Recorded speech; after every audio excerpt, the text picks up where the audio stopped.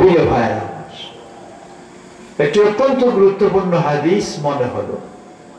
আজকে শত তরিকা, শত পথ তৈরি হচ্ছে, ঠিক কিনা?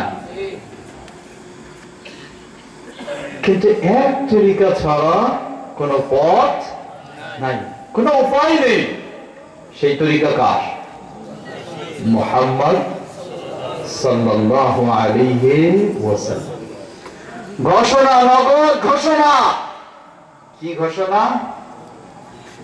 যদি মুরিদ হতে পারেন, কিয়ামতের কঠিন দিনে স্টিমার রেডি থাকবে। স্টিমারে উঠাইয়া কোথায় পার করবে? ফুলসিরাত পার করে নিয়ে যাবে কোথায়? জোরে বলুন কোথায়? আর জোরে বলুন। নো, কোথায়? স্টিমার উঠাইয়া ফুলসিরাত পার করে জাহান্নামে নিতে হবে, জান্নাতে নেওয়ার সুযোগ নাই। আল্লাহ হেদায়েত করুন। জোরে বলুন। একটি হাদিস স্মরণ হলো সহিহুল বুখারী ও মুসলিমের। হাদিসটি বর্ণনা করছেন প্রসিদ্ধ সাহাবী জাবির ইবনে আব্দুল্লাহ। কিভাবে উদাহরণটা দেখে নিন। কয়টা তরিকা আপনার সামনে। জাবির ইবনে আব্দুল্লাহ রাদিয়াল্লাহু তাআলা আনহু তিনি হাদিসটি বর্ণনা করছেন, নবী সাল্লাল্লাহু আলাইহি ওয়াসাল্লাম একদিন তার ঘরে ঘুমন্ত অবস্থায় আছে। কি জাগ্রত না ঘুমন্ত? এখানে বেশ কিছু পার্থক্য পাবেন, দেখবেন। ঘুমন্ত অবস্থায় হঠাৎ আল্লাহর পক্ষ থেকে এক টিম চলে এসেছে, একদল ফেরেশতা।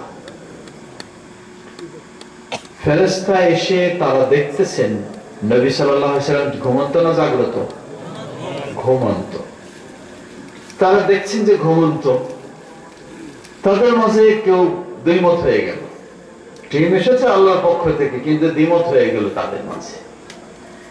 কেউ বলছেন যে আমরা তো আল্লাহর পক্ষ থেকে কিছু নিয়ে এসেছি, ওহী, সেটা ওনাকে জানাবো, কিন্তু তিনি তো এখন ঘুমন্ত, তাকে তো জানাতে পারবো না। আবার সেই টিমের কিছু সদস্য ফেরেশতা তারা বলছেন যে না, ঘুমন্ত হলেও কোনো অসুবিধা নেই। কেন? আইনাহু তানাম ওয়া কলবুহু ইয়াকবান। মুহাম্মদ সাল্লাল্লাহু আলাইহি ওয়াসাল্লামের ঘুমের বৈশিষ্ট্য হলো তার চোখ দুটি ঘুমায় কিন্তু হৃদয় জাগ্রত থাকে, ঘুমায় না। বলুন সুবহানাল্লাহ।